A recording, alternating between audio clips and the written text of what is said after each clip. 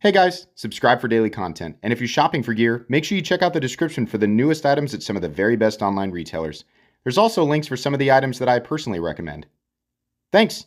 What's going on YouTube? Metal Complex here, and today I've got another interesting knife review / knife overview to share with you guys. This is the new Hinderer Maximus, now in Tri Way, which means it no longer exclusively runs on nylon washers. You now have the choice between nylon bearings and phosphor bronze, and it of course comes with that stuff, so you can easily just switch those out if you want to.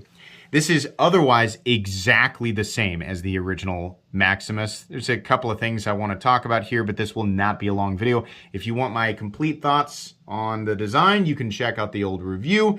I get a couple of different thoughts here, so I'll share them with you guys, but it's not going to be a lengthy video. Thank you so much to the Only Lucifer for sending this in for me to take a look at. This will go back to him when I am done. This was not sent to me by Hinderer Knives. I do not get to keep it. This goes back to the viewer who loaned it to me for review. Thanks to my patrons for supporting me, and please make sure to follow me on Instagram at metal_complex. Where do I get that? I want to buy that right now. These are just as hard to get as the standard Hinderer model, so it's just like everything else. You gotta be quick. I will link Hinderer Knives right down below so you guys can check them out. I would suggest that you sign up for email notifications at as many retailers as possible. There is no guaranteed way to get one of these. They're just in super high demand. Let's go ahead and we'll do simple specs here. Not lengthy, but overall length for anybody who doesn't know, this is an 8 1/8 inch knife, not quite 8 1/4, curiously. Overall blade length is still 3.5 inches, and the cutting edge is actually about 3 1/8. We'll do a couple of size comparisons here up against the Ontario Rat Model 1 and the Ontario Rat Model 2, just to give you a good idea there. Let's go ahead and put it up against the Demco AD 20.5. We'll put it up against the Spyderco Para 3. There we go. How about the Spyderco PM2? And last but not least, we'll put it up against the Benchmade Bug Out. Why not up against a Hinderer knife? Good idea. Let's put it up against the standard Hinderer XM18 3.5 inch. So there you go. This is definitely a thinner profile, and you know, we're at an angle here, so whatever's up top is going to look a little shorter. The truth is that the XM18 3.5 inch is just a 1/4 inch, just a 1/4 inch longer. It's looking really, really close, but I swear this guy is, it is actually approaching, it's a little over 8 1/8, but it's not quite 8 1/4. The XM18 3.5 inch is exactly 8 1/4. So for some reason they didn't do them exactly the same. How is the action on this now with the Tri Way? Holy moly, it is crazy smooth. Insanely smooth on this guy. I will say that the detent is curiously, like I really thought, I like how the Maximus looks. And if you don't know, I am one of the biggest Hinderer fans you'll ever find. Are there other people who are more Hinderer fanboy than me? Probably, but I'm definitely up there in the top, let's say the top 20, right? Yeah, I love Hinderer knives. I've always felt like the Hinderer Maximus had kind of light detent, and so I thought, well, you know, I want it to run on bearings. Like, that's how I like it. You can have whatever you want. That's the beauty of the Tri Way system. But I like how Hinderers run on bearings. And so I thought, well, with the Tri Way, when they eventually upgrade, it's been like, I've been waiting like everybody else for a couple of years. I really thought this would happen sooner. But I thought, well, the action will be better, and maybe the detent will be a little stronger. The action is definitely better. Wow. The action is freaking incredible on bearings. It's amazing. Right? Look at that. That is wild. And it flips. As you can see, they're really hard, and you can definitely get the full leverage off of it. The detent still feels a little bit light. You know, on an XM18, it is not the most comfortable thing to flip, but that's not necessarily just because the detent is heavy. It's because the flipper tab is shaped like a hook. But the actual detent, oh, it is very strong. And I like that. I wish they'd change the flipper tab, but I like that. You know, this flipper tab is fine. It's nowhere near as hook shaped, but it didn't need to be as heavy as the XM18 3.5 inch, but heavier would have been better. This is fairly light and pretty easy to just shake out. Not that I really believe that that's going to be a problem for most people, but I was kind of disappointed in the detents. Now, maybe this one is a goofball. You'll have to let me know what your Hinderer Tri Way Maximus is like, but I'm going to guess they're probably all like this. I don't know. I'm going to say the same thing that I did in the other review. I think I said this. It's been a long time. I like the Hinderer Maximus, but I just want it to be a large. Like, I wish that they would do an XL version of this, like how they have the XM18 3.5 inch and an XM20. They have the XM24. Yeah, it's crazy and nobody needs it, right? We're already in that territory, right? It's not like we're just like, we're in the dark and we're like, please, someone give me logical direction because I don't know where I am. No, we know exactly where we are, right? If you're watching this video, everybody else here knows exactly where you are. We're already in the territory, the land of unnecessary, right? Push the boundaries further. It would be really cool to get a big XL version of this. Where do I get that idea? Because my arch nemesis brings me great satisfaction, and it is essentially that. Now, this is a custom knife, and I know people are saying it's not fair, but imagine with me a knife like this that would be probably a little bit more expensive, but a little bit bigger, more XM24 size. I would definitely like that. That being said, that is a personal preference, and there is absolutely nothing wrong with this size. In fact, it is still a full-size knife. Ergonomics are kind of weird because you are holding some nearly symmetrical design, and it's just kind of a more narrow frame. Like the XM18 3.5 inch pocket clip does not bother me so much on these knives because of the angle and the width of the handle. With this, it's right down the middle, and I notice it. It's not the worst thing in the entire world, but I notice it. I don't think that these types of knives are the best. The best for day-to-day EDC. I find that the grind, especially considering that we have a blade style, you can tell this is already going to be a different style of video. I'm not doing it the same way that I normally do because I've reviewed this knife already.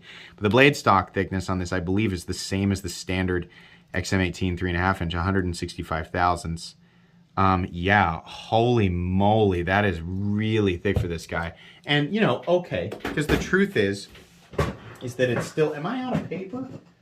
I actually have to cut open a new thing of printer paper here real quick to show you guys. The knife will absolutely still slice. Sorry, I'm getting a piece of paper out. It'll still slice. It just doesn't do it the best. You see what I mean here? It's doing it, but we're tearing the edge, right? So, it'll get into packages, it'll cut, right? You're gonna have to push a little bit harder on thicker and more dense material. People are screaming, that doesn't prove anything, it's paper. Okay, well, you could imagine, right, just simple geometry, pushing it through thicker material. I'm sure that that's something you could imagine. Rubber, cardboard, rope, things like that. It's just gonna make it more difficult. Puncturing, yeah, if you're gonna poke stuff with your knife, well, it'll poke. The bayonet won't be the best, and I'll tell you why. This is just baffling to me. What happened at the tip? This is an unsharpened swedge, and what happened here is they decided to go ahead and let that unsharpened portion round over the tip. Why? Why? The tip needs to be primarily sharpened, but it's literally like a nub up here. That is... Why? The sharpened portion, I love Hinderer knives, guys, but I gotta call this stuff out. The sharpened portion should continue up here and be the most of the tip, right? And I understand maybe that makes it a little bit awkward. I mean, here you can even see right at the tip, the part that goes down the middle is like it curves slightly to accommodate for this rounding over. Don't like that. It really needs to be sharpened all the way out. And there's two reasons I'm waiting for a dagger version. One, it's a dagger profile. There are very few manual symmetrical flipper daggers out there. The benefit of the bayonet grind is that we still have a nice puncture tip. I mean, it would be a lot nicer if the tip was actually sharp. But in areas where a true dagger blade, like what I just showed there, the arch nemesis, that's sharpened on both sides. That is definitely illegal in some places. Very, very illegal. So that makes it, this makes it a legal carry option for some people. And the other thing is, if you don't want to, you are not forced to use the flipper tab to disengage it. I've kind of gotten used to that with the Arch Nemesis, and it works, right? And the action is so smooth that it really doesn't take much effort. But if you want to, you can close it here, and if you really want to, you can use your thumb to bear down on it while you do whatever it is that you're doing, detailed work, right? So that's a benefit there. I want the dagger blade because I want the dual edge. I think that's a benefit of a major benefit of design like this. You may not get the best cutting geometry, but you're going to get two edges, effectively doubling the edge performance of whatever the composition is. So on top of that, I would venture to guess that it would be, because it's going to be sharp on both sides, it would come to a sharp peak, which again is like that should be the case, right? I think a really good example of what I'm talking about here, I will use the Stinger XL, which has a similar grind, right? It's just the bayonet with its spear point, right? This swedge side is just a little bit different. But as you can see here, the sharpened portion, and this line doesn't go perfectly straight, but the sharpened portion continues out and actually creates the point at the top versus the Hinderer just not doing that. It comes out to this rounded, you can see the light reflecting off of it there. It's just a nub. That's very bizarre to me. So I would rather, even if it does, the line is perfect on this side. It's not so much on the other, but the review's not about this knife. The tip needs to be sharp, right? It's going to be delicate. People say, oh, it makes it more, it adds fortification to round that. Pass on that fortification. I want it to be sharp, right? At the tip. It's a knife. It should be sharp at the tip. So, yeah, not super pumped about the bayonet version. I also don't like how it looks as much, but that's going to come down to personal preference. Another thing that I find really strange, and a lot of people have already said it, I'm sure, the shape of the scales is weird. I really want these scales to fill this area out. I think it would look a lot better, right? This, it does have its own look, I guess, but it just doesn't look right. I want, anybody who loves a Maximus, right? If you're like me, I would pay somebody to create the exact same texture pattern because I really like this texture pattern. I wish that they would offer it in the XM18s. This is this is a vertical pattern, this is a horizontal pattern, but I love this texture pattern. It looks beautiful. I wish it would extend out. I wish Hinderer would just offer, I was about to say, aftermarket people should jump on this, but I don't know how wide that wide a market is for that, or how big a potential market there is for it. I wish Hinderer would make full-size scales for this, right? And they can continue to be shouted. You see how it comes down here, and they're kind of like the liner comes out a little bit, so you can see, in this case, the blue ano around the scales. That's fine. I wish he would just continue that all the way around. I think it would look better. But that's, it might just be a preference thing. You can still, choke up here, and that's okay. It's just not a, this is a knife that I think people will buy more for cool factor and because they are super Hinderer fans. Like me, despite all of these criticisms, which I am a huge Hinderer fan. I love these knives. I think the Maximus design is cool.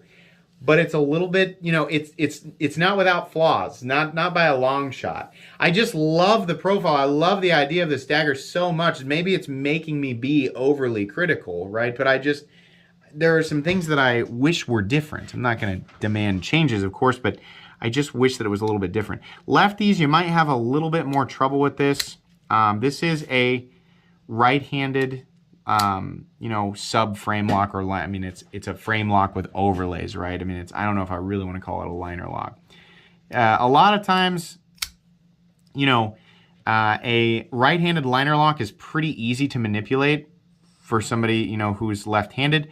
This, because of this area right here, I'm finding that it's just more awkward, and I don't know why I'm having such a hard time. I have a hard time doing that, right? It's going to be even harder for somebody. If you're going to use the spine back here, no problem. Lefties, you'll be just fine if you just do this. I'm, coming from a right-hand dominant person. It'll make it that much harder, I think, with I don't know. Maybe I shouldn't say this, because lefties will probably they'll probably be able to figure that out. It's a right-handed liner lock, and for some reason, It just feels a little bit weird with my left hand. But it sounds silly to say that because it's a symmetrical design. It's just a right-hand liner lock. For some reason, it just feels exponentially more difficult to manipulate this thing with my left hand. The pocket clip can be mounted for right or left-handed carry. So if you want to go for it and you want to say, you know, shove off complex, I'll figure it out, then you can do that. These are CPM 20 CV. To my knowledge, that is all they are releasing them in. I really wish that, you know, they would do S45VN on more of their stuff, but, you know, again, that's going to come down to preference. Still doing the awesome stone-washed finish on this. I love that. Still giving you a choice of ano in either a more reflective, that's going to be the stone-washed ano, or a less reflective, more subdued battle finish, so a battle blue, a battle bronze. If you've ever wondered what that means, it means it's more subdued, and it is always coupled with a working finish blade. So you're going to get a stone-washed finish with a stone-washed blade, and you're going to get a battle finish with a working finish blade, right? Or you can go all gray in either working finish or stone-washed. I still prefer all stone-washed. I hope they make titanium scales for these. That'd be awesome. The pivot, just a little side note there, the pivot is still exactly the same as the pivot on the XM18 3.5 inch. It's the exact same size to my knowledge. Your screws, I think these are also the same. It's the same head, right? So you should be able to pull those out and it'll fit. It's the same filler tab, same pocket clip. Outside of that though, obviously the scales, things like that aren't gonna fit. This is all right. These are 100% made in the USA. You know, if you're new and you're looking at that price tag going, that is insane, because I can get USA made folding knives for a lot less. Usually when it's a lot less, it means that not anywhere close to the entire knife is actually made in the United States. I'm not going to call anybody out in particular, but that's generally why. It's because there is, I think it's safe to assume the majority of the knife is made in the USA. The manufacturing processes are probably not as tight, right, as quality oriented as something like a Hinderer, and a lot of the parts are probably not made here. On a Hinderer knife, I think it's everything but the bearings are actually made in-house. Like even the screws are made in-house, and it is a much more premium product, much more. If you've never handled one, it is very apparent the moment you pick it up. Does that mean everybody needs to spend the money to get a Hinderer knife, right? Do you need to experience that quality to understand what a, you know, a truly utilitarian tool is? No, absolutely not. In this case, it's actually a great example of something that is insanely polished and incredibly well made, but just has some poor design elements, right? The tips on the bayonets, that needs to be fixed. That needs to be sharpened all the way out to the tip. Maybe this one was a goof, right? But I hope that that's not the case with all the bayonets, right? I really wish the detent was heavier. These are $425. If you're gonna go after one, I would recommend the dagger version, at least until they get these, until I can confirm that all the tips on these are, you know, being sharpened correctly. The dagger version, if if it's not illegal to like own a dagger blade in your area, it just makes way more sense with the design. Yeah, I don't know. I still want to get my hands on one of these. I'm just disappointed a little bit that the Tri-Way version of this wasn't. It just didn't feel, I just wanted the detent to be heavier, right? Just a little bit, not like ultra heavy, just a little bit heavier, because again, that flipper tab is really, this is arguably the best flipper tab that Hinderer has ever done, right? But I just like it. I just really want this to be perfect, and it's always felt like kind of a B- Hinderer knife, you know?